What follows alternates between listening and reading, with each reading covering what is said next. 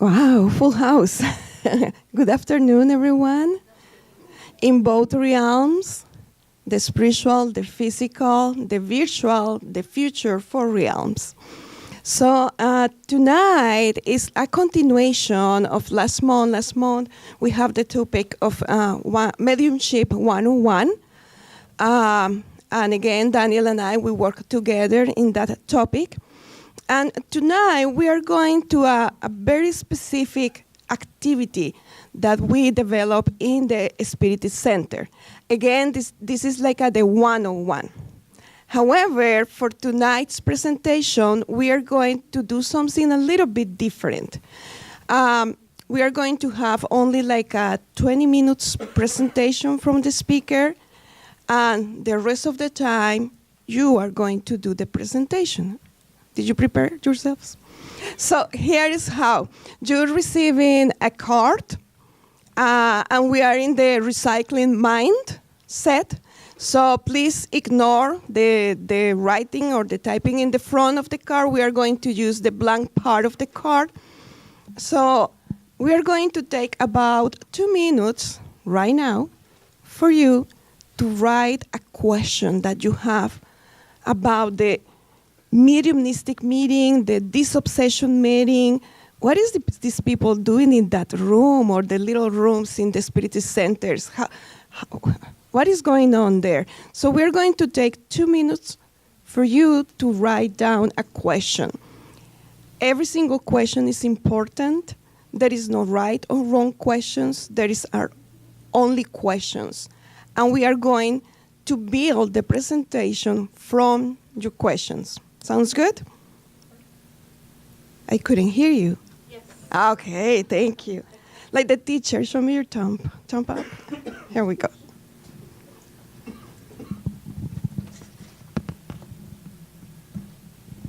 And for the people in the web, you just can write down, type to Daniel the question too. We will keep it in consideration. All right, we're going to start. And if you didn't write down a question, maybe during the presentation, the very brief presentation, you will get inspired, okay? Here in this picture, we have Chico Xavier in the center, touching his forehead. He is psychographing. In other words, he is receiving a writing message from a spirit. And this is like a real set of a mediumistic or disobsession, mediumistic meeting, actually. Okay? So, we're going to start with the background of the disobsession meeting. And this actually goes to Jesus' times. We see here a picture from El Greco, from Spain. And he's representing here the day that the Holy Spirit came down to the apostles, to the Virgin Mary or Mary of Nazareth, after Jesus passed away or went to heaven. So the representation is with this flame. Some other representation is like with a dove.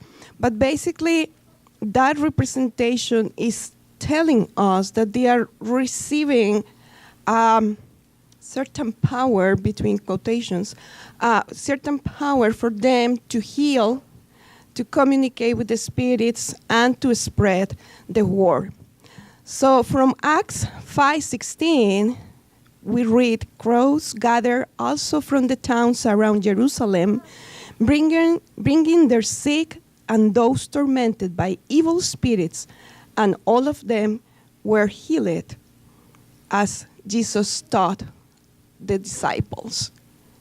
So since then, basically Jesus came to teach the disciples, how to do this obsession. And in this little booklet, what is it? I know. In this little booklet by Nilson de Souza Pereira, that is called Getting the Light, Spiritist Therapy for Discarnated Spirits, it seems very little, but it's very profound and powerful.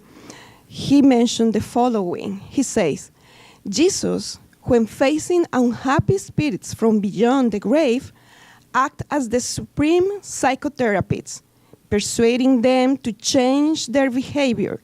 His disciples later kept up this ministry, abiding by the lessons they had been taught and applying these lessons with wisdom and love to help troubled and hateful spirits. So this is not something new. And when we talk about an obsessor, we are talking about a spirit that persistently is having an influence into another spirit or an incarnate person in a negative way. Obsession also works from spirit to spirit, spirit to incarnate, incarnate to spirit. How this happens? With our minds. But tonight we're not going to talk about obsession. It's this obsession, okay?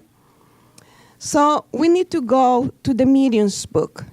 The Medium's book is the book that Allan Kardec put together with the help of the good spirits, and is giving us from page 1 to the last one the whole guidelines about mediumship.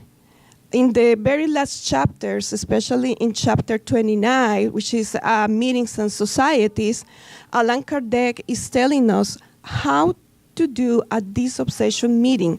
How many people is supposed to be there? What is the preparation for these people?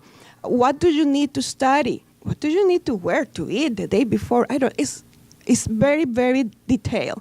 However, because we don't have the time to go to a deep study, right? We just do a question and answer 324 to 327 to see some differences between disobsession meetings in the Spirit Center and some other communications in other places, in other religions, in other beliefs. So, first of all, Kardec is clarifying for us that there are 3 types of meetings. There are the frivolous meetings that are composed by individuals who are only interested in the entertainment aspect of manifestations. And currently we have in TV and social media, etc., people like, oh, let me read your future, or let me see if you are going to get married with so-and-so. And it's just to have fun. This is not serious. And whoever are the spirits communicating with the medium there, that the medium could be a psychic or whatever name we want to give it, to her or to him, these spirits, they're just having fun with us. They don't have the purpose of serve or the purpose of to do something good, and quite the opposite. Maybe they want to harm us, right? So these are the frivolous meetings. There are another type of meetings that are the experimental meetings, that are more concerned with the production of physical manifestations.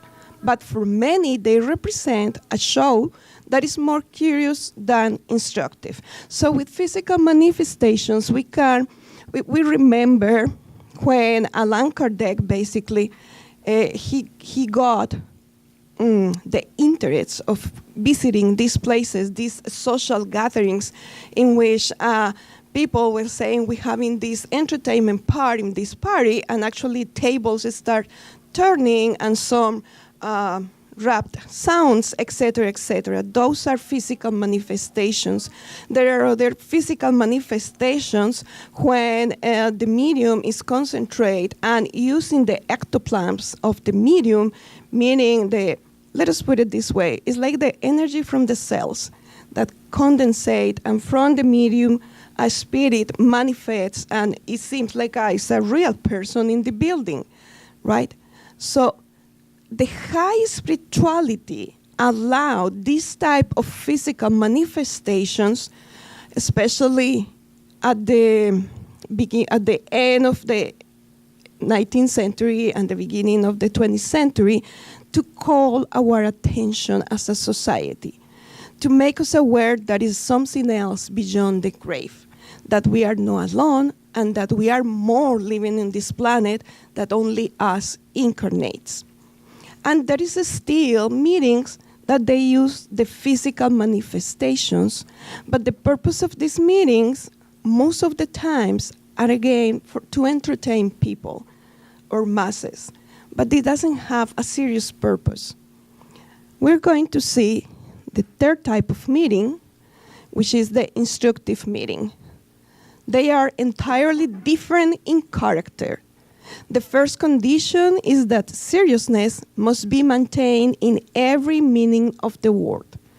All present must be convinced that the spirits whom they want to address belong to a very special order, that the sublime cannot be mixed with the evil, and if they wish to obtain good results, they must address good spirits. Meaning, instructive meetings, we are not playing around, we are not fooling around. We are not here to ask for the lottery winning number. We have a different purpose. And we need to connect with high spirituality. And it's like oil and water. We cannot connect with higher spirituality if our intention is just to have fun or just to say, look, oh, I am a medium, look, how can I communicate with the spirits, or for any other reason, a personal interest. I want to see what my grandmother is doing in the spirit realm. No, that is not serious. That is a personal interest that is valid, but it's not for the meeting. So the Disobsession meeting at the Spiritist Center belongs to this third category, instructive meetings. What is the purpose of a Disobsession meeting? Is because all of us here in this room, we believe, we think that we are spirits, and we are temporary here on planet Earth.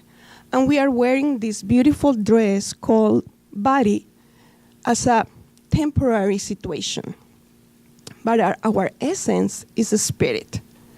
So when this dress is not working anymore and it's our time to go back home, go back to the spirit realm. Some of the spirits, some of the people that discarnate, they never received this type of knowledge. They never were in touch with any religion.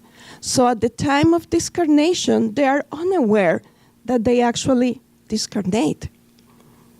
And it could pass so many years, even hundreds of years, and they are thinking and feeling like they are still incarnate, and they are not aware of the situation. They notice something different, but they don't know what it is.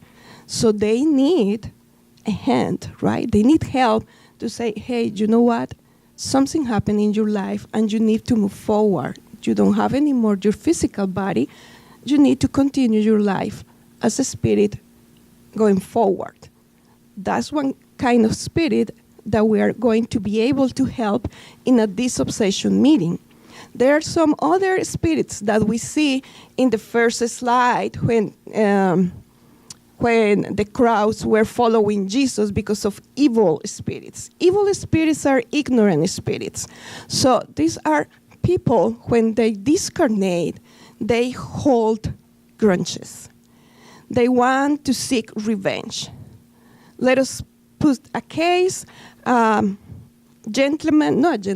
put a name. Johnny killed Mary. And then Mary, she's not going to forgive Johnny. So instead of Mary going to the spirit realm or to the place that she needs to be, Mary starts persecuting Johnny, putting him bad ideas in his mind, making his life miserable. And Johnny started becoming like very anxious, and sometimes develop illnesses, and he cannot sleep, and his life becomes very, very bad, right? So that's an example of a spirit that is holding a grudge and is persecuting Johnny. Let's say Johnny discarnate for natural reasons. Let's say Johnny came back again in a different body, like Jenny. Right? However, Mary, that knows Johnny, goes after Jenny. And Jenny's like, I don't know what is this happened to me, because we don't remember, right? But Mary continues after Johnny, now Jenny, And Jenny is clueless about it. So after so many search, Jenny comes to the Spirit Center and says, I don't know what is going on in my life.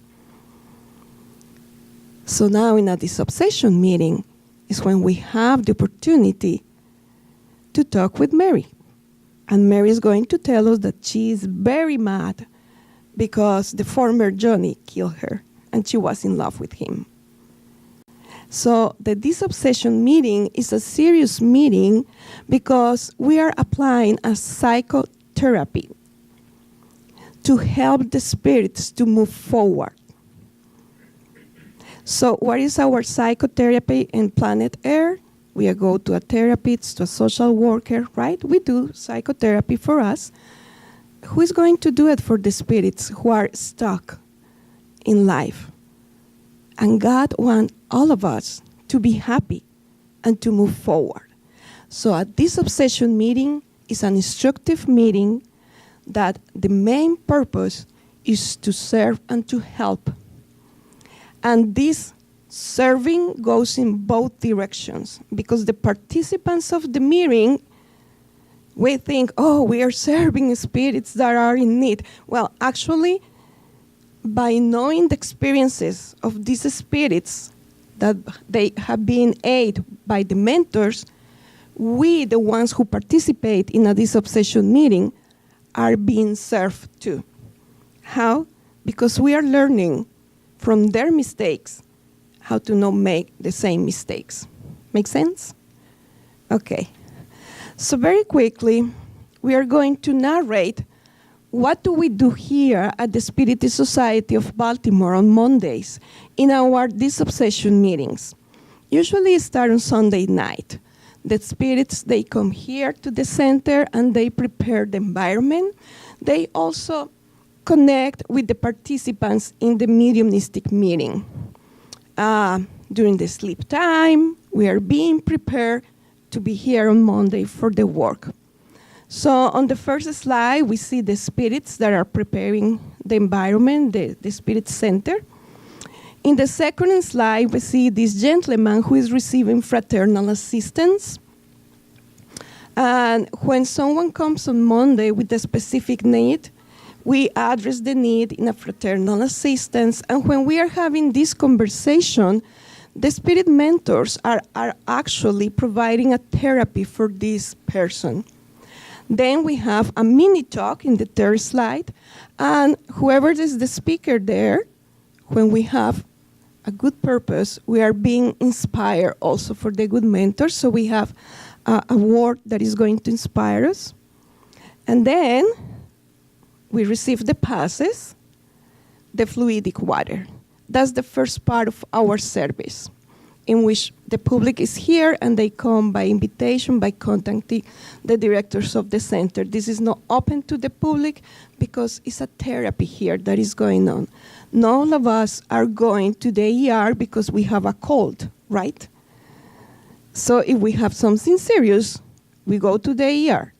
But if not, sometimes we stay at home, chicken soup, and if necessary, we go to a doctor and on a different facility, but not the ER. Mondays is the ER, specific cases that are in great need. And then we do our mediumistic meeting. We start the meeting, obviously, with a prayer, connecting with God, with the higher mentors. After that, we study. We need to study. We need to set our minds in specific ideas that is going to help us to be effective in this therapy. And we need to study not only there in the mediumistic room, we need to study all the time. The more we study Spiritism or enlightening topics, the better instruments we become. There are actually harmony in the group, meaning all of us, we have the same intention. There is no hiding agenda there. All of us, we are very different, but we have the same purpose. And then we have a time, right? And there are different roles. We have the director of the meeting. We have a counselor, a medium, and a support medium, or a support. How do we say this? A super medium. Oh, support person, right? So here in the second slide, you see the woman in blue. She's the medium. The gentleman with the glasses, he is the counselor. And the woman and the gentleman, one in red, the other one in white, they are supporting. And they are the spirit mentors. And we see in a gray shadow a spirit in need. It seems like he's angry, so he's actually using the energy, connecting with the medium to communicate his problem. And through the counselor that is being inspired, that is actually a medium too, by the spirit mentor, is giving some comfort words or guiding words to the spirit. But it's up to the spirit to make the decision if they want to move forward or not. No one's force anybody. High spirituality, they don't force us. And they're not telling us what to do or what not to do. Some other spirits, we see the woman in pinkish.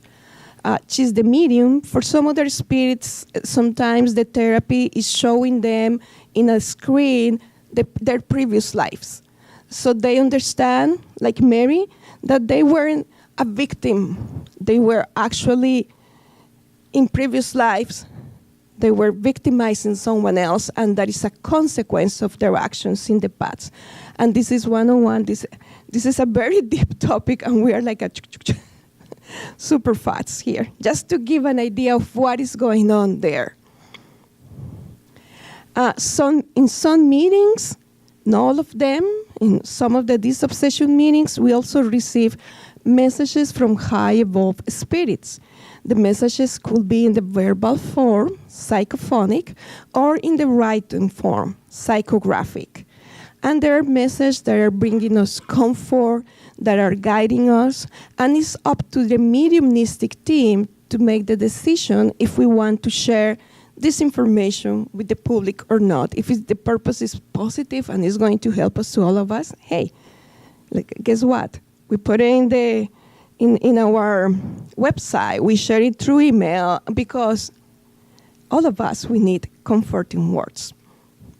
And by the end of the meeting, the good mentors, there are therapists, there are nurses, there are a lot of professions that we don't know yet here on planet Earth to assist the spirits that are suffering, the obsessors.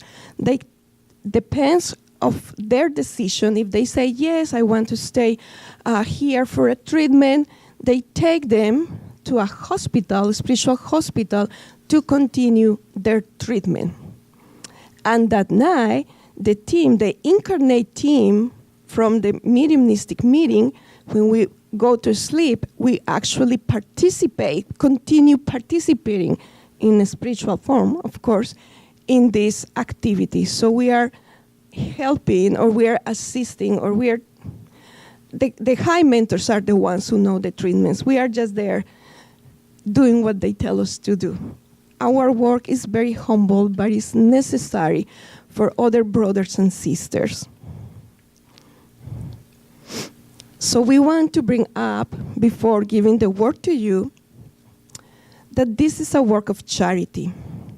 Charity is the soul of Spiritism, through which mediumship can help discarnate spirits who have carried on to the spiritual realm the moral problems that used to afflict them during physical life.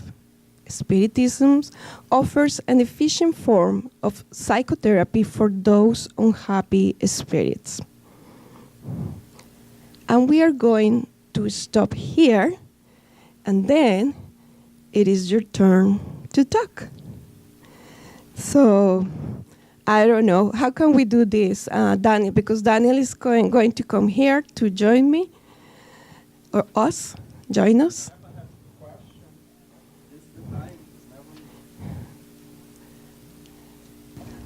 Yeah, I put it on. Yeah.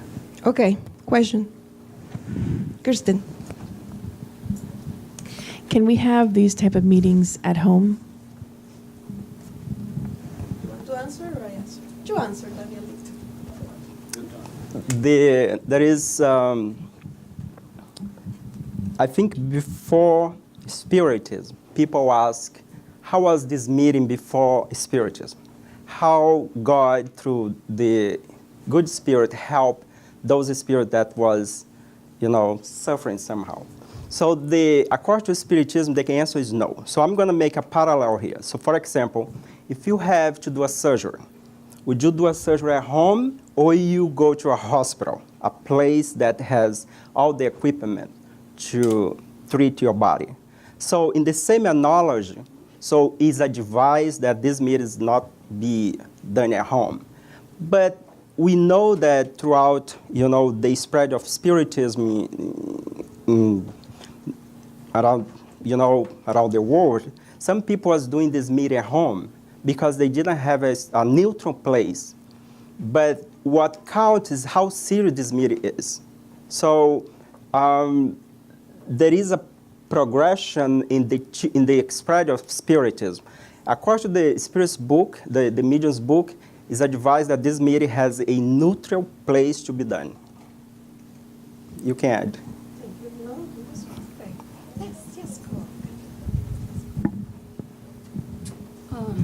It's about the organization of these meetings. I want to know, actually, in both realms, what are the players? Because we tend to know more what's happening physically here. My question is this, because I feel you cannot, as us here, decide in advance that will be a disobsession case, because someone has to bring a patient from there that needs to be disobsessed. It can be just more simpler cases, like happens in most of the Spirit Center, which the deceased doesn't know that is deceased, is still attached to the earth, around something, but not a real disobsession. So who are the actual players? How it happens, and in how long this preparation? Thank you, Jessica. So you are right. We, the incarnate team, we cannot make the decision on who is going to come and manifest and to whom we are going to provide the service. That's right. However, there are some ways to know. One of the ways is because this Disobsession meeting has two parts. The first part is when we incarnates come here in the first part of the meeting to receive passes, to receive treatment. So the people who is entering this room, there is entering with the spirits around, right? Some of the spirits, they stay here to communicate and to say, you know what, this is what is happening, etc., etc. So somehow we can say to whoever is coming here to receive the passes, sometimes a spirit manifests there, and we have an idea, oh, it was because this lady was there with this problem that she expressed in her fraternal assistance. That's one way to know. Another way to know is when we are in the meeting. Sometimes, this is not always, and in each Spiritist Center is different. We are talking about what is going on here. Sometimes a spirit mentor actually is the one who gives the first communication and is preparing the incarnate team to say, tonight you're going to receive people who take their lives. Be ready. In the sense, be charitable, be open, be warm. All of the work that we do in a Disobsession meeting is actually because the spirits are under the influence of obsession or are the ones who are obsessing others.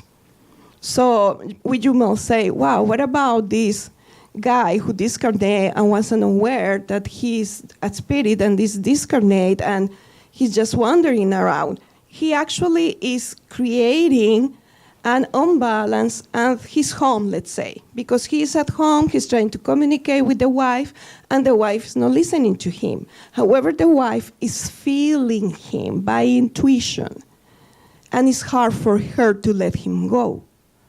So it's by the connection of the two minds, she's retaining him, and he stays with her. And it seems like he's a good guy. He just didn't know he discarnate. So the meanings that we have in the Spirit Center is the purpose is disobsession. Sometimes there are communications, but the purpose is the psychotherapy for the suffering spirits. No. Another question? It's now or never. Please don't be shy. The girls.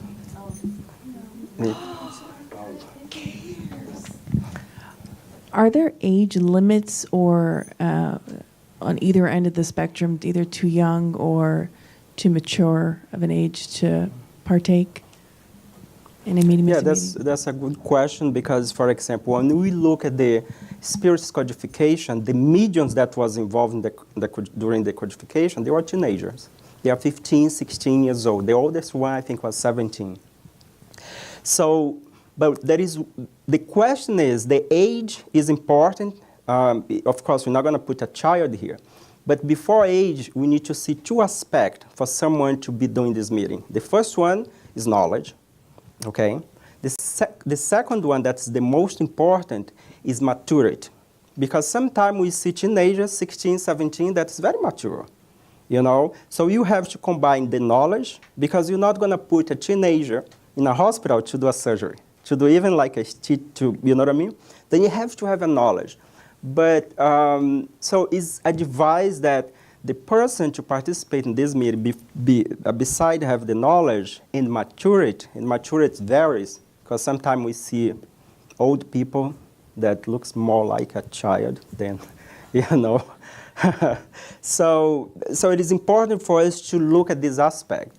In Spirit Center, a majority of the time, the people that participate in those meetings, they are already at least above 18 years old. But doesn't mean that, for example, if you're going to put a Spirit Center in your, and you have teenager that is very mature, that is very responsible, that know how to handle the situation, so I don't see a problem over there. It's rare. We don't see this much in Spirit Center, especially Spirit Center that adopts Kardec's teaching. One thing that I would like to make a disclaimer or clarification is that 2 weeks ago, we did the Mediumships 101. I see some people here that probably didn't watch the Spiritism 101. So I'm sure that you guys have a lot of questions, because this meeting and what we do in a Spirit Center is not so different that we do in a university, for example. Those that go to college or go to middle school, elementary school, there is a program to be followed. So there is prerequisite so that involved. Here we deal with both planes, okay? We deal with a spiritual plane, and what Alba mentioned and bring very well here, the psychotherapy. I like the word psychotherapy because we are dealing with the mind. The mind of whom? Our mind, the mind of the discarnate spirit. And you might ask, why are you guys doing this here? So a question before this should be, why our society is so disturbed out there? Why the medication that we are taking to treat our body and our mind is not working? What is the mislinking in our life? So we must have an element that society is not paying attention, and that is the gap that we are trying to fill in. When we do that, we call psychotherapy, spirit psychotherapy, and some people call this obsession meeting. We are indeed help not only ourselves first, but help the community. It's a charitable work.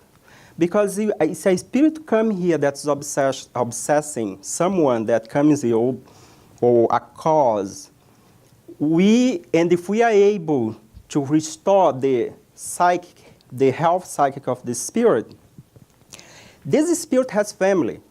This spirit has friends that also are suffering. So when we help one spirit, we are not helping just that spirit. We help all the spirit, the family of the spirit that's connected to that spirit. For example, a great example, we have children here, have parents. When our children get sick, the parent and the whole family and the friends get distressed. True or false? Yes. So when the children are healed, so the whole family is benefit by that, act. So when we heal or we rescue a spirit or we do the disobsession meeting, we are helping not only the spirit, but we need to see that we are helping all those that somehow are connected mentally with that spirit. So it's very important for us to go beyond our, just what we see. Because sometimes we just believe what you see. I don't see spirit, so it doesn't exist. Well, do you see germ here? I bet you don't. Okay. Do you see thoughts? No. So do you see how many wavelengths for audio communications cross this room right now? Everyone here has this, isn't it? Except Raphael, the little baby over there. So to connect to this, and for those that has, knowledge in electronic, this have wavelength, okay? It's a signal that comes from another device, but before go to the device, someone needs to speak. Go to the system here inside. It's an electrical system. First you have the wave, go to the electrical, it's sent through the air, and it receives to another receptor that is codify that information and transform back in wave, that sound. So this is simple. Everybody accept this. So what about your mind? Good question, isn't it? What about when this body perish? Oh, but you should not talk to the spirit. It's forbidden. Moses forbid this 4,000 years ago. There is a lot of things that was forbidden 1,000 years ago. A lot of things that was forbidden 50 years ago. 50 years ago, we have a problem in our society. If you're black, if you're a woman, probably you're not going to be here. Only white people is going to be here. 200 years ago. So things change with time. So I think it's an invitation for us when we talk about mediumship, when we talk about this obsession meeting, that we should open our mind. We should really consider that there is much more that we cannot see. And just open your mind, and you're going to see that your life is going to become much better when you incorporate those kind of knowledge. Sorry to extend my answer on this. Paula? Sorry. Thank you. I think my questions may have been answered, but let me ask them and answer them and see what's still missing. The first one was, what attracts the spirits to the disobsession meeting? So far I understand they're kind of dragged in with the person who needs help, or some mentors or guardian angels have been successful in rounding them up. So it's not like they see this light coming from the group and they're curious. Is there another way they get here? Good question. I love the question because this will sound like a science fiction, but it is not. So currently we have the physical building of the Spiritist Center. However, this is not the size of the SSB. This is not the real size. We have a spiritual building that it must be, I don't know how many stores up. Here, it is a hospital, it is a home, it is a school. And when we have the disobsession meeting or any meeting in the Spiritist Center, of course, there are the spirits that are outside wondering, what is these people doing here? I would like to go in there, etc., etc. However, like in any country, we have like a spiritual defense. So what it is, there are spirits, their job and their role is specific to guard or to take care of the Spiritist Center. Not everybody is allowed to come inside, like not everybody is allowed to go to the surgery room just because I'm curious. I want to be a doctor one day, let me go there, with any protection or anything like that. As a matter of fact, family is not allowed to go into the surgery room, even if you love the person there, saying no. It's the same here. So there is protection around the center, and the spirits are the one who decide who enters and who is not. But charity is always a good cause. So when we have a talk here, there are actually spiritual speakers and screens that people, spirits that are not allowed to come into the Spirit Center, they can see, they can watch and listen. So how the spirits are bringing to the psychotherapy, because there is always in this world someone that loves us dearly. So this someone could be an incarnate or discarnate person, and usually are moms, right? It's mostly the mother. Majority are mothers. Yeah, this is a lifelong, forever task. They're praying for their daughters and sons. Some of these mothers are in the spirit realm. They are living in a different state. They are evolving, progressing, etc., but they know that their son is persecuting someone, and that causes pain. So these mothers start praying. These mothers go to the spiritual hierarchy in the community, in the spiritual city, and say, you know what, my son is doing this. Can you give him a hand? Can you? And it's through these prayers from there or from here that there is a connection with the obsessor spirit, and somehow these caravans of nurses and trained people that they go to the lower part of the spiritual realm that is very close to us, and they go and rescue when the spirit is ready, not before. And we saw this in No Solar, in the movie and in the book. When Andrea Luis spent 8 years there, who was the person who was praying for him? Actually, it was two, his mother and one of his patients. So that way he was rescued. This answers your question? Yeah. Julie? Okay. Julie here. Oh, Julie. Oh, okay. So my question is how does like the medium handle like a situation where there's such a strong like obsession, or it's like a situation where they've never really been in with an obsession? Excellent question. Excellent question. You know, and we can bring a parallel with this. It's like, how do we handle conflict? How do we handle two people that wanted to fight?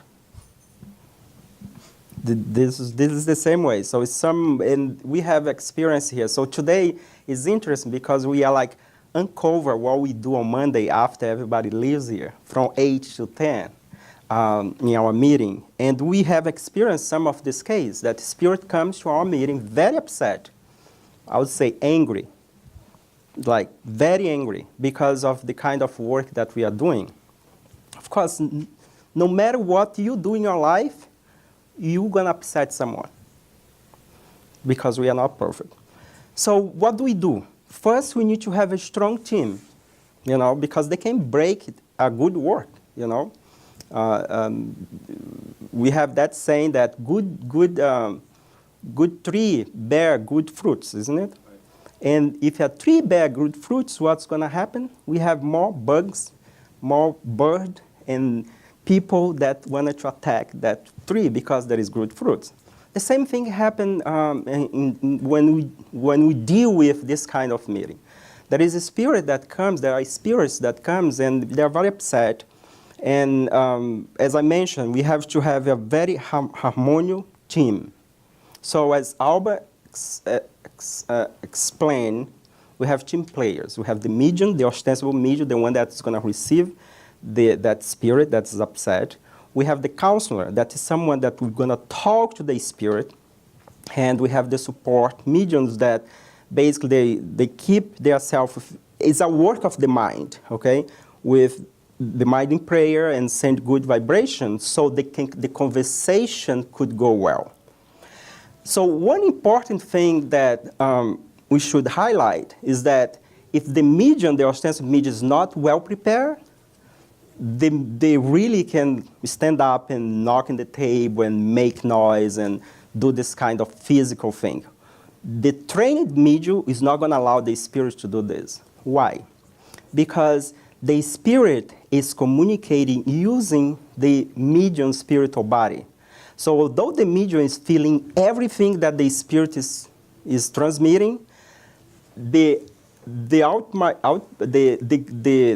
ostensive medium has the power to control those influence.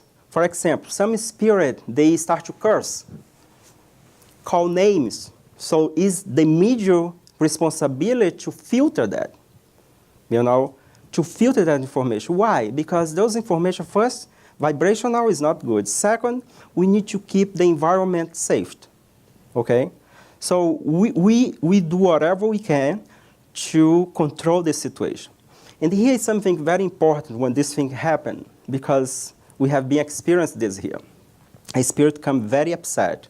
They wanted to destroy, they want us to stop the meeting. They threaten us. They threaten our family. They threaten us outside from here. We just need to remain calm. You know why? Because we believe that also we have a spiritual team that's higher than those spirits that also is going to support us. And so during the conversation, and one thing that we do, there is several techniques that we can do to mitigate that moment, okay? So you arrive in the hospital, bleeding. So there is technique that the nurse and doctor is going to do to stop the bleeding first, and then do an assessment of the physical body. But we are not doing with the physical body, we're doing with the mind, with the agitation of that spirit that is upset. So what we do, besides ask the spirit just to calm down and let the spirits talk. If the spirits continue not be able to come to an agreement, we ask the spirit, I'm pointing to you, Leo, because you are a spirit. You ask the spirit, hey, okay, maybe you're right, but look around here. Look who you see here. And sometimes the spirit describe what they see. Majority of the time, they're going to identify someone in the environment that is someone that familiar spirit, that is the first, shock that the spirit has. And the other technique, we bring the screen, as we mentioned over there. So we are the one that talk and say, look, there is a screen over there. Can you please look at that screen? And the screen in general show the past life of that spirit.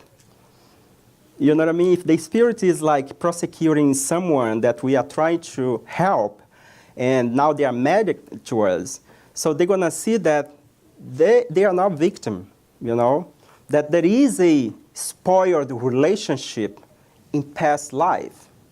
That spoiled relationship, the spirit might not remember, but when we present the screen, then they see themselves. And majority of the time, they say, oh, this was not me. I said, just look at close. And they, oh my goodness, I was the one that have done this before. So this is a small technique that we do. At the end of the day, we never had a situation, at least here in our meeting, that we have to stop the meeting and everybody's afraid, everybody go home running. That doesn't happen. Why? Because we have more than 20 years of studying and practicing. For example, a small group that is just starting, they might have problem because sometimes the energetical environment become very, very, very difficult, isn't it? And I think, Julie, your question is also for the medium, right? The medium who is providing this communication. Yes, it depends of the mediumship of the medium, but mostly if the spirit is very angry, or the spirit is feeling a pain, or the spirit is feeling like somebody shot me in the stomach and I'm bleeding and I pain. We feel that. We feel the pain. But it's just for a couple of minutes. And we have the control over that. And also, there are mentors who are supporting us, who are helping us. After the communication, there is always a prayer. We usually pray with the spirit. We pray with them and for them.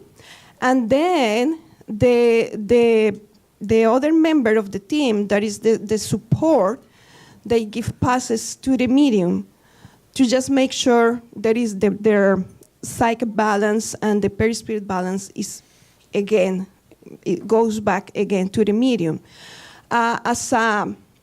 All the members of the team, by the end, we have an evaluation about how the meeting went, how do we feel emotionally and physically.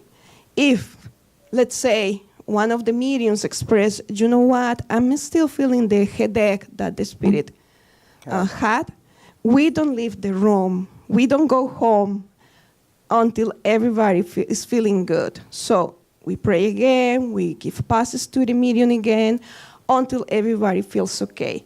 But we need to highlight that we are a small number of incarnate workers working with a very large team of professionals that are a higher spirituality. So we need to trust and have faith that we are protected, always. Yeah? Okay, I think, Kirsten, you have another one? Another question? Oh. I just wanted you to touch on a little bit about the moral conduct of the participants of the mediumistic meetings and what it should look like. Very good. I think it's the moral conduct of someone in any place is the main highlight, especially when it comes to this meeting. And be in this meeting is bring a higher responsibility to each one of us. Because why? We are dealing with minds that see us outside as well. Because one thing is come here and preach or teach for you guys. And you guys go to your home, but you don't know my life, for example. I'm going to put me in this situation. You don't know what I do the other days in the week. So, and then your assumption is that, okay, Daniel is very smart, he's studied, he's very... But the danger of this is that the spirit, they can see even my thoughts and the thoughts of each one of us.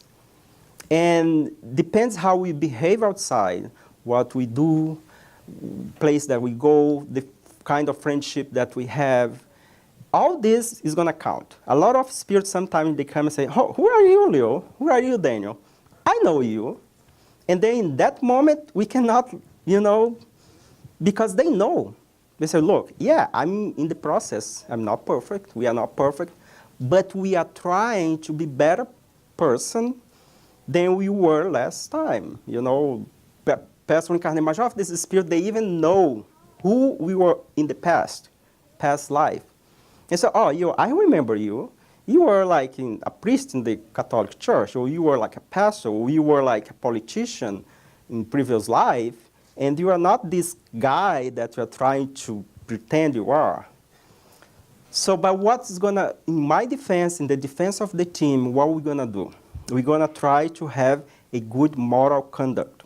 And you should ask, okay, what is good moral conduct? What it is, Alba? Is do everything that goes according to God's law. Simple as that.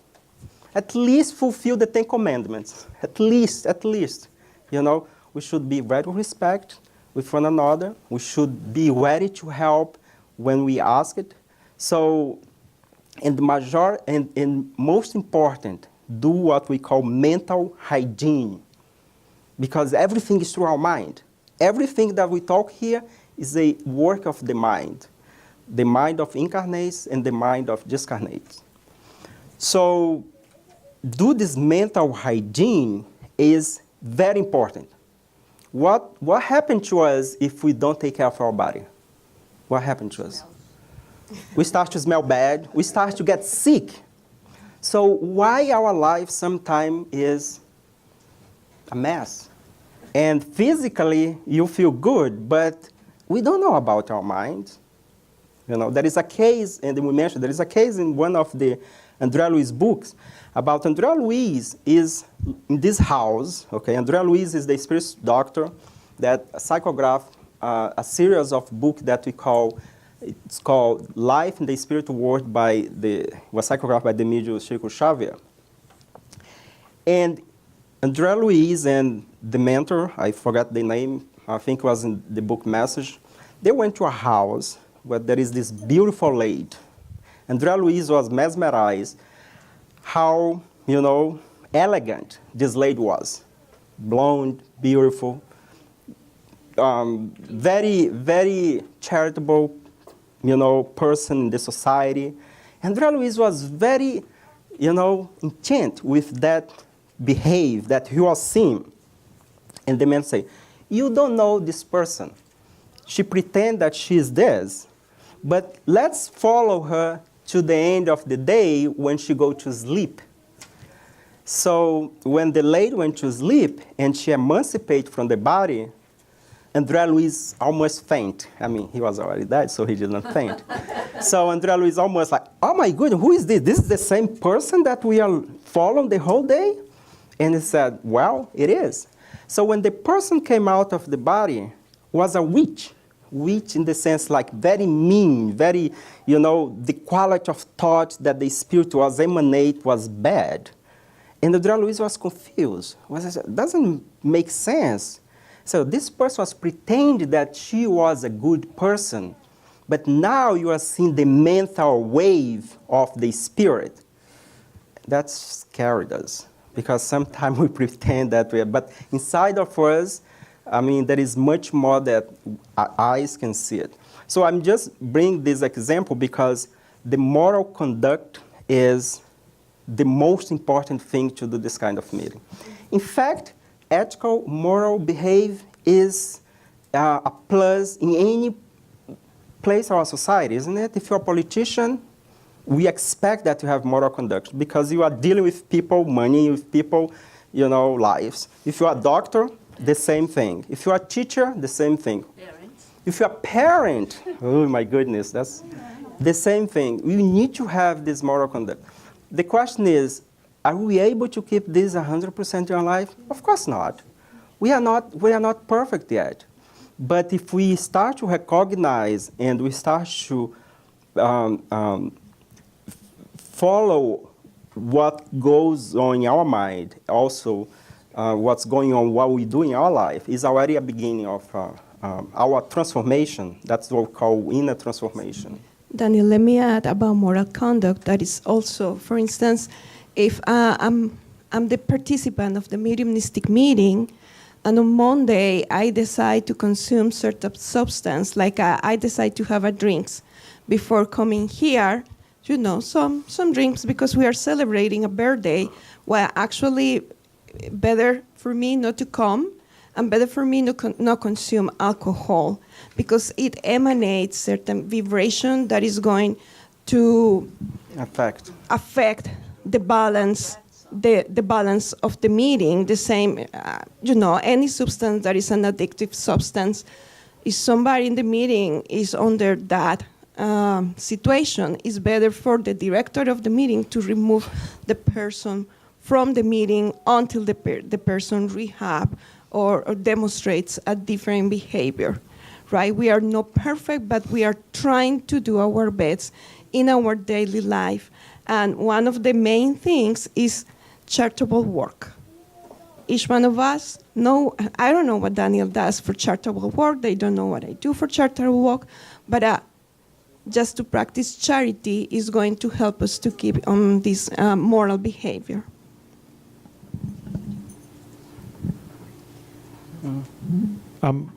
Since you guys are talking about this, the moral behavior, unethical conduct, I want to kind of ask for you guys to do a parallel on this exchange of information with the spirit realm, right? Not all of us will be a counselor, not all of us will be a ostensible medium that will be working at a mediumistic meeting. But how does this play in our lives? We talk with incarnating to incarnate.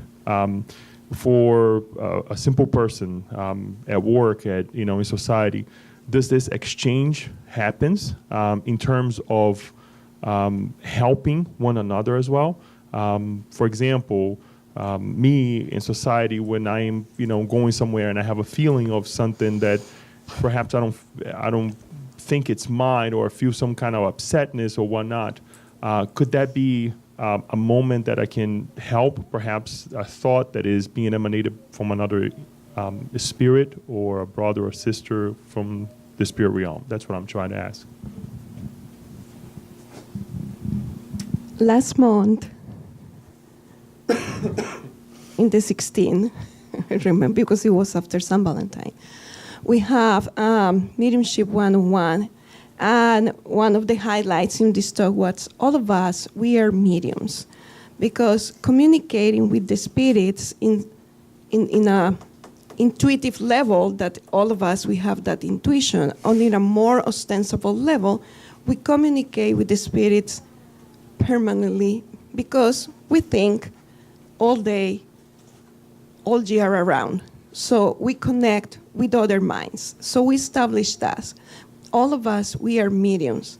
And it depends of our actions, our thinking, our ideas, our words.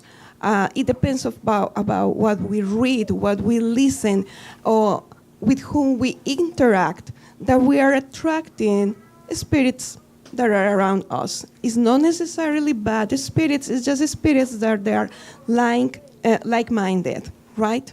So sometimes it happens, and I have a family member that this occurs to this family member very often. It's like, you know what, I was in my day-to-day doing my things, and all of a sudden I feel this sorrow in my heart. But I know it's not my sorrow, because I'm happy, I'm okay, I'm just cooking, just to say something. I don't have any concern or preoccupation. Where is this coming from? It's very likely, like another mind is with you. And if we feel this, for instance, this type of emotion, we can pray. And in Happy Life, Joanna De Angelis says that all of us, we are a role model from someone else. Someone else is observing us, observing our thoughts, our behavior. So if we have the chance to practice charity that way, why not? Maybe it's a spirit that is suffering wants to approach us and say, can you pray for me? And that's what we feel, that kind of intuition here or here, it depends. We pray, prayer is a positive thought. We send a good vibration. Usually what happened with the incarnate members of the mediumistic team here is the day before we start having certain feelings or emotions that don't belong to us. Even feeling sick. The very day of the mediumistic meeting, some of us, we are very uncomfortable. At the point that sometimes we say, oh no, I'm not going to the center tonight, I'm not feeling. But it's actually part of the work. So we need to push through and have faith and come to the Spirit Center and do what we need to do. What is Filomeno de Miranda? What's the name? Manuel Filomeno. Manuel Filomeno de Miranda. Actually, we are doing a study. It's in Manuel Filomeno Miranda. Yes. We're doing a study currently about him, about mediumship or spiritist meetings in a very more deep situation. So he was a very nice gentleman in Brazil, very charitable, and he had a heart condition. And the Spirit Center, it seems like it was like in a third or fifth floor, no elevator at the time. So every time he needs to go to the Spirit Centers, he needs to, go up. And with a heart condition, through the years, things become hard for him. He even listened to his mentor saying, hey, Manuel, you better don't go to the center today because you're going to put a lot of pressure in your heart and it's not good for you. And he said, no, I did a commitment. I need to go to the Spirit Center. And the day before he discarnated, he went to the Spirit Center. He did his work, his talk, whatever it was, the work in the Spirit Center, charitable work. And he say to the members of his team, he said, I think this is the last time I'm coming here with my physical body. And the following day, he discarnated. Even though he knew he don't supposed to be doing that, when you truly believe that the work is going to help others, because this is out of love, just beyond the science, beyond the phenomena, beyond of everything, is giving the hand to a brother and sister and say, hey, I'm here to assist you. Because that's what we learn with Jesus. It is a work of love. That's basically it.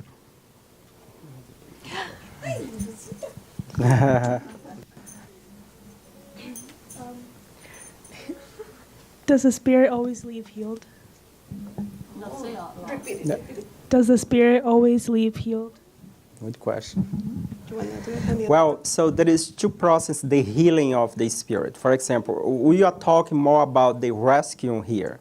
So what happened, for example, when the spirits come to our meeting, that either was brought by the spiritual team or brought through one of us, because we also bring spirit of us. What we do here is, as she mentioned, is the ER. What happened in the ER in a hospital? The person leave the ER healed completely? No. The ER is the first assessment that the medical team is going to do to help the physical problem. So now let's compare with the spirit that's bring here. The spirit, the first time they come to the meeting, they are not like, they are really like, upset. We have different levels of spirit. A spirit that is angry or upset with the work, a spirit that died, doesn't know that they are dead. A lot of car accidents that happen in these highways over here, sometimes the spirits bring here. And they're like, okay, what is this place? I was just driving and suddenly I'm here. So there is a funeral home just close it, Say, look, the body's there and the spirit is bringing here to become aware that the transition has gone.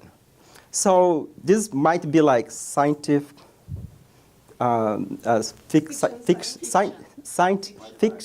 yeah, sci-fi, but it's not. It's true. If you really, what's happened to us when we die? We have all this knowledge, we have this life here, and then suddenly our body is gone. What happened to us as a spirit, as a soul, as a conscience? What happened to this? Do you think we're going to stay with that body, on the ground over there, wait for the final judgment? Some people believe we are not here to judge, but we are much more than this. We are much more than this only life. So, to answer your question is, not healed completely. So, what happened is, the time, the 2 hours, 1 hour and a half that we spend here is just the first step to invite the spirit to rethink about what he or she was doing.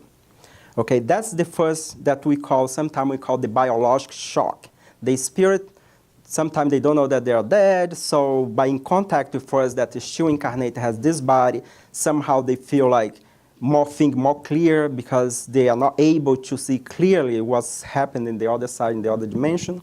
So, and then when he or she is kind of aware that, okay, the transition happened, now what's going to happen, majority of the time, almost 100% of the time, the spirit cries a lot, because sometimes, and this is a warning for all of us. It's always good for you guys to tell in advance to your family what you want your family to do if you die.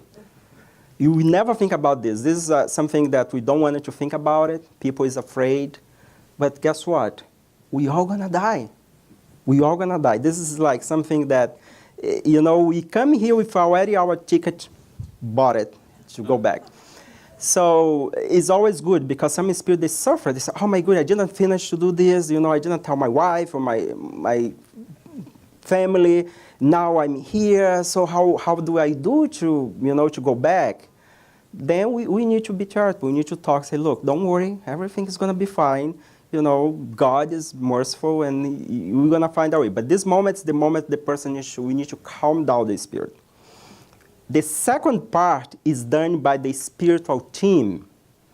There is doctor, nursing, and professional spirit in the other side that's connected to this institution, or any institution of goodness. You know, could be a church here, could be a Spirit Center in another state, could be a house of someone that cultivate the habit of prayer. Is an outpost. If you pray in your home, could be an outpost for those spirits to be bring and also to be rescued and treated. So this is very important for us. The second part is done by the Spirit team. Here is something interesting. When the mediums leave, when Alba, myself, Kirsten, Leo, and the other group leave here during the night, we go home, isn't it? So it's advised that we're going to go home, we don't eat too much, we don't watch too news that is sad, and then we go to sleep. So what happened, the treatment continues. We may be asked to come back as a spirit, now disconnect, emancipate from the body, but we are connected to the silver cord, to come and to continue. Sometime we wake up in the other day, Monday morning, and we may recollect Tuesday, because we do our meeting here on Monday. We may wake up, reconnect, oh, I was dreaming that I was in the Spirit Center. So we don't collect everything that we do in the other side, because it depends on our mind and our willingness to continue help. So from that part, Lulu, the treatment continues. We're never going to be healed 100%, even ourselves here. We all have some kind of sickness because we are not perfect. But those spirits that is rescued depends of also their willingness, and the spiritual team, they will be in a better condition later. However, Lulu and everyone, we have had cases in which there are spirits who came for the first treatment, and after a year or months, they come back and they give like a testimony of how they are improving their lives, how that Disobsession meeting was very important for them to start to renew themselves and to go forward with their lives. And they are bringing this testimony saying, and now I'm doing this, now I'm coming to the Thursdays to the book study, to the study group to learn with you guys, to continue my progress and my evolution. That was good, because some of our former members here that was here sitting when you guys are sitting has come to a mediumship meeting, and he say, look, and there is one time, and I'm not going to mention the name, but one of the person that used to come here about 10 years ago, and he discarnate, I was saying the sex was he, and he came to the meeting, he turned to and said, Leo, Daniel. I was like, how do the spirit know my name? And he said, oh, it's me. And he said, oh, I'm so happy I was allowed to speak here. And the spirit was, the person was telling us how was his developing the other side. And one of the things that he mentioned was that he was joining us in the study group. He never came to the study group. He always used to come to this meeting.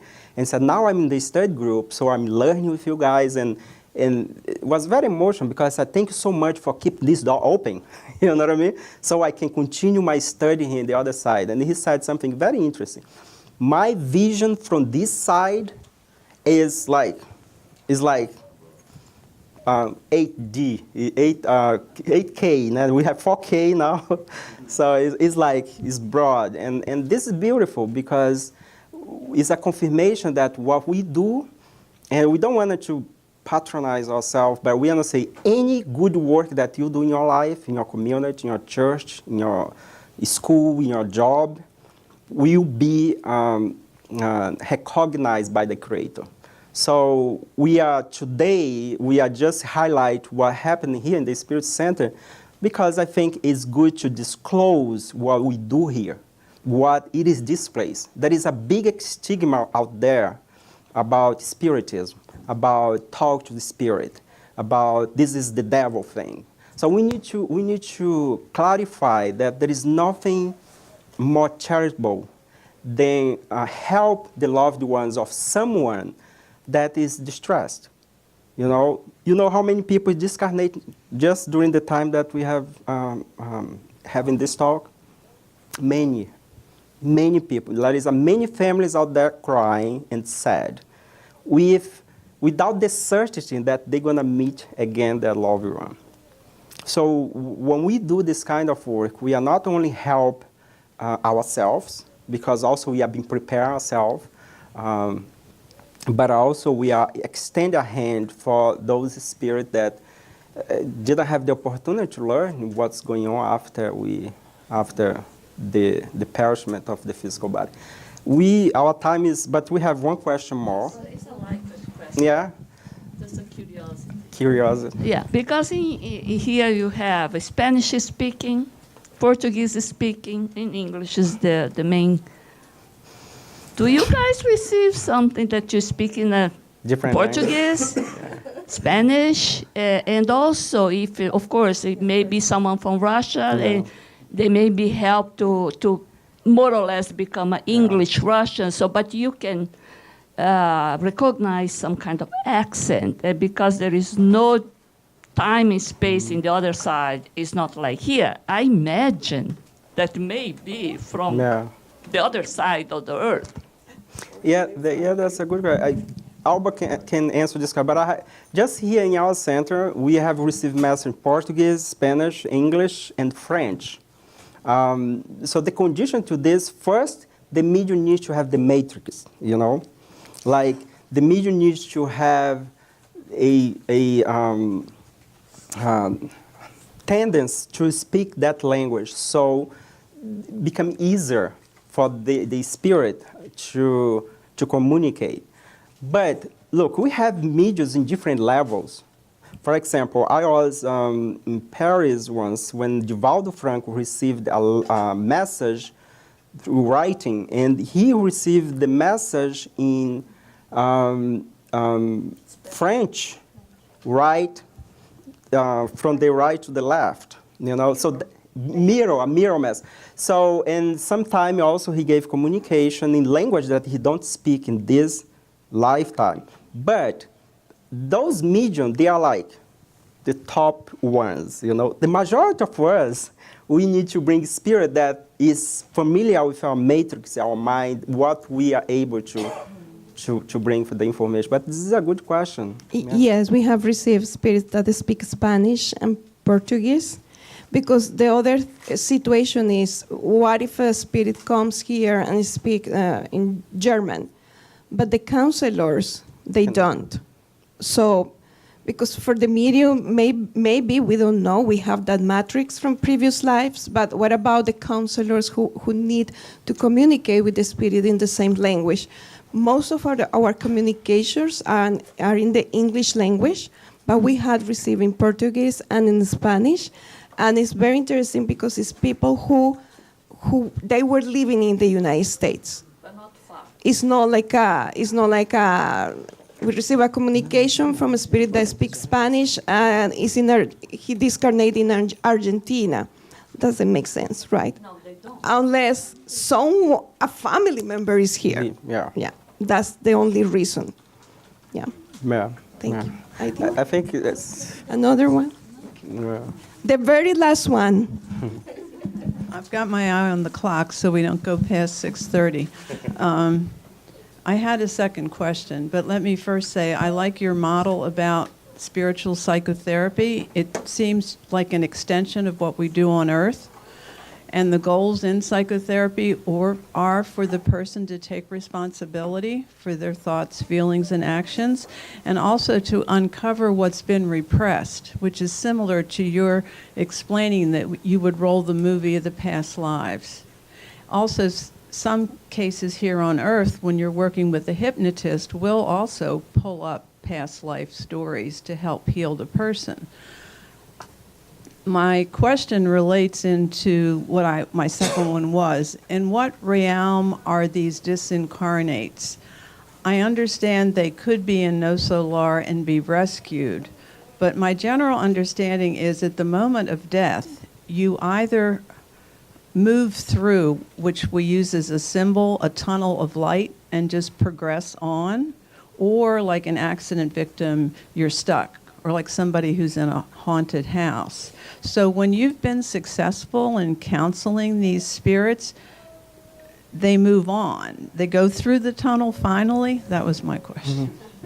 Well, one thing I wanted to mention is that before we reincarnate, let's think about what happened before we come here, okay? Because then we can understand what's happened after we leave here. So first, this is a temporal life, okay? Before we reincarnate, we are assigned someone to oversee us, beside the parent, but there is one spirit's guide that is assigned to help us. So beside have mom and daddy and the family incarnate, we have also familiar spirit that also is going to take care of us. That's why people in other religions we call guardian angels. In Spiritism we call it spirit's guide or mentor. Doesn't matter the name. God has always assigned a discarnate spirit to oversee us during this lifetime. So then we die. So what happened to that spirit's guide? Because who are the spirit's guides? It is a spirit that is a little bit evolved than us, that wanted to progress, and they be assigned to mentoring that individual, Sometimes we have intuition. Sometimes we have inspiration that is whispering in our ears. Could be good or bad. If it is good, come from our spirit guide. If it is bad, it's not from the spirit's guide. It's from other spirit that wanted to. Yeah. So before we discarnate, there is already a team in the other side that know what's going to happen to us. The same way, before we deliver a baby in this planet, we already have all the prenatal thing to the moment of the baby comes. Much of the time, we have a medical team that we assist. Sometimes we have the midwife, so someone in the street that we help. So God is so merciful that when we discarnate, the same thing happens. There is good spirit that is there to help us. But we can refuse that. We can just be stubborn and don't accept the help and be in the lower zone and be prosecuting, connect to people. And there is a lot of case of haunted house. What is haunted house? It's people that is so attached to matter that even when they die, they wanted to be in that house. They wanted to be in that property. They wanted to keep that car. People buy car and they always have problem in their life. Please sell the car because probably the owner of the car is associated with that car. So there is all this thing that we need to put in perspective. So the other thing that I wanted to add on this, Paula, is that we learn in Spiritism that everything we see here is a mirror, is a replica of what happens on the other side. So if here we have hospitals, cities, we have universities, the other side as well has those facilities. The difference is that the other side is much better, much better. There is a beautiful case in the book, The Message, not Nasla.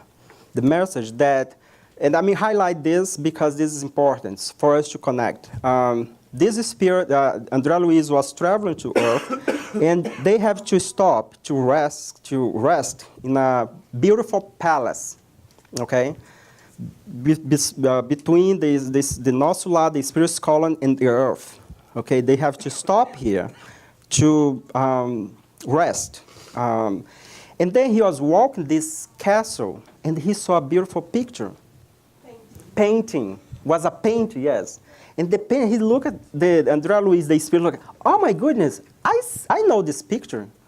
This picture is in the museum in Paris, in the Louvre. Yes, in Paris. And I forgot what paint it was. It was a very famous paint. It's a paint that the guy, it's the decapitation of Saint, yes.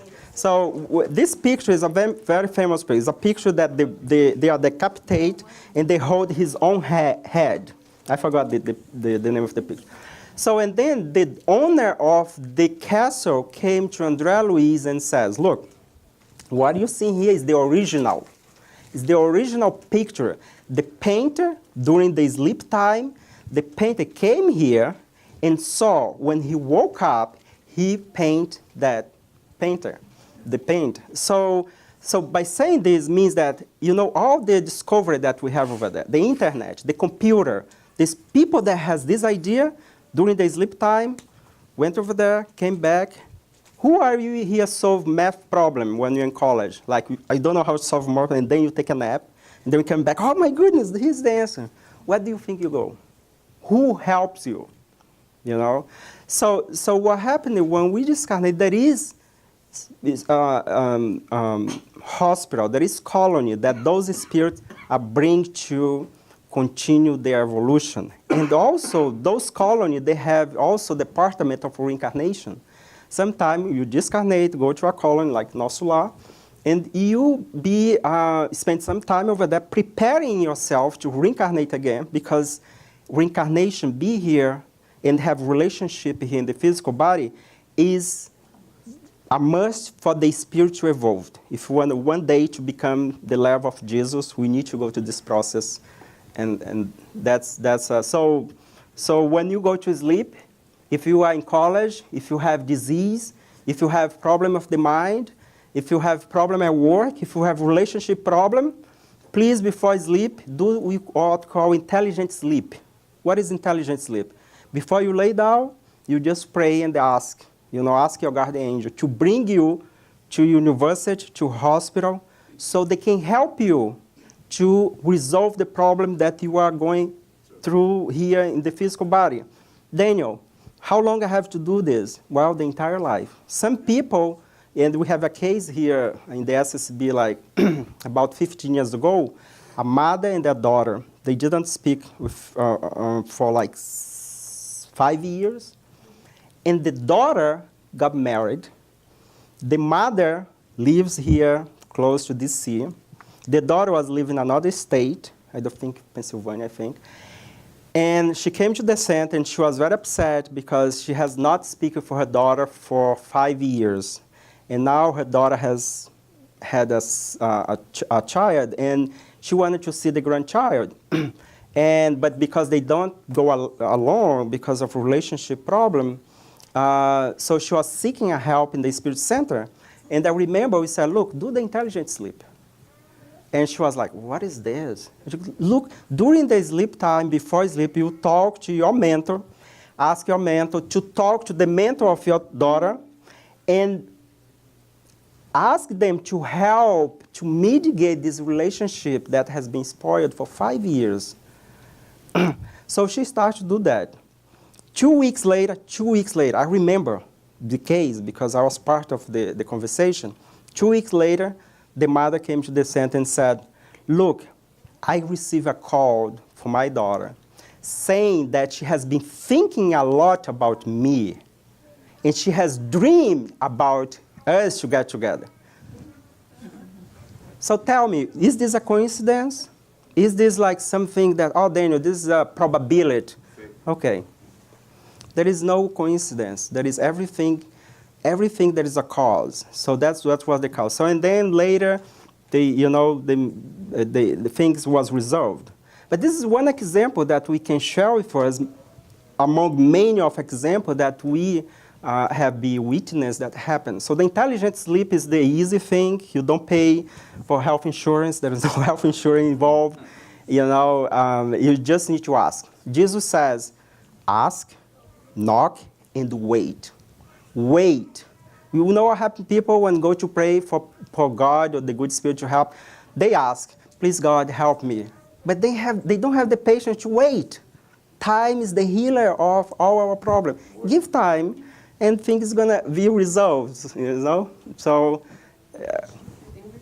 I think we advance a little bit. I think because of time, I just wanted to make. I think we're gonna skip the passes. We will to our spiritual passes.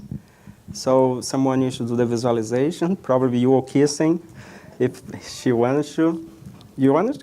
And then, so what we're gonna do now, in general, after we finish our meeting, We have our passes session, so people come here. But today, because of time, and this is a very important topic that we need to really stretch. It's just the beginning. This is Spiritism 102, isn't it? Because the 101 we have already covered. The Medium's book is a good guideline for us to study. It's not to read, it's to study. I know that you might have a lot of questions in your mind about this interaction with the spirits and how this interaction can help us in our daily life. But if you have those questions, I would say it's good, because if we live here and we don't ask questions, there is something wrong with us. We should be keeping asking questions. And by asking, we're going to find the answer to mitigate our lives and our pain. So let us move to our spiritual passes. We're going to diminish the light. We're going to put a music, and the Kiss is going to do a visualization for us. During this visualization, visualize the Spirit Doctor also operating on us here. And at the end, we're going to have the water, and the Spirit will magnetize the water.